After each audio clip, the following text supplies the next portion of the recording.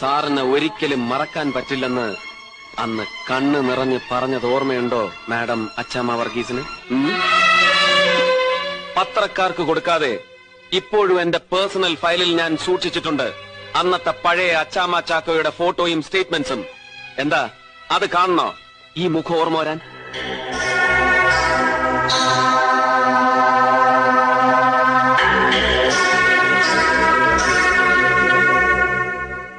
ഒരല്പം ക്രൂരമായി പോയി എന്ന് എനിക്കറിയാം സർ.